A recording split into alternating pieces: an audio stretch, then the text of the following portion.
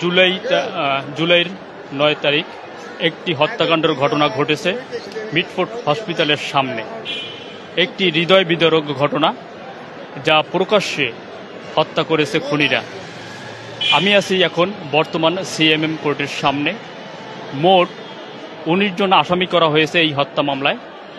সেখান থেকে মোট ৭ জনকে গ্রেপ্তার করা হয়েছে। এই সিএমএম কোর্টের সামনে রয়েছে আইনজীবী এবং সাধারণ মানুষ। আমরা এখানের যারা সাধারণ মানুষ রয়েছে তাদের সাথে কথা বলবো যে গত ৫ মাসে শুধু রাজধানীতেই হত্যাকাণ্ডের শিকার হয়েছে ১২৭ জন।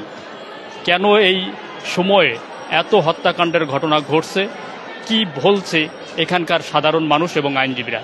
চলুন তাহলে শোনা যাক এখানকার আইনজীবী এবং সাধারণ মানুষের কথা। আমি এখন বর্তমানে আছি সিএমএম কোর্টের সামনে।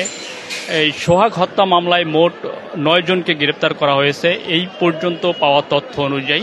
আমরা এখানে যারা রয়েছে তাদের সাথে কথা বলবো। একজন আইনজীবী আছে, এখন আমি তার সাথে কথা বলার চেষ্টা করব।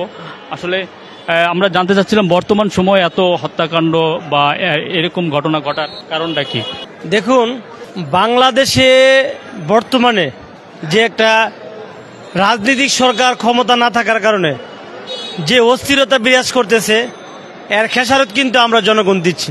সারা বিশ্ব দেখছে কিভাবে পাথর দিয়ে আঘাত করে একটা মানুষকে হত্যা করা হয়েছে। আরে ভাই, সে তো একজন মানুষ এবং আমাদের বাংলাদেশের মানুষ, এবং তার 3টা সন্তান আছে, পরিবার আছে। কে তাদের দেখাশোনা করবে? কে তাদেরকে খাওয়াবে?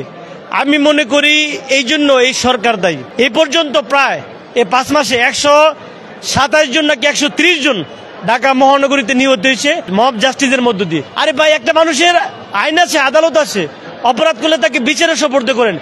আমরা মিলে তাকে হত্যা করি, আর মানুষটাকে হত্যা করে। মানুষ হিসেবে মানুষের কোনো দাম নেই বাংলাদেশে। বারবারই আমাদেরকে রক্ত দিতে হবে। আর কবে গেলে আমরা একটা সুন্দর বাংলাদেশ পাবো?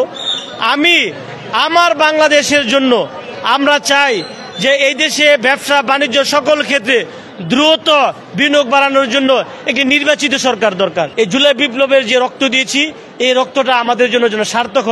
আমরা যে বাংলাদেশের জন্য আমরা লড়াই করছি, সেই বাংলাদেশ প্রতিষ্ঠিত হোক। বিশেষ করে আইন শৃঙ্খলা পরিস্থিতি স্বাভাবিক করা উচিত। কোথাও কোনো মানুষের 199 এটি আরো সক্রিয় করা উচিত। কোনো সমস্যা হলে সাথে সাথে পুলিশ আসতে হবে, সরকারি লোক আসতে হবে, ব্যবস্থা নিতে হবে। আরে ভাই, আমি যদি মরেই যাই, কি হবে আপনার আইন শৃঙ্খলা দিয়ে, আপনার আইন আদালত দিয়ে?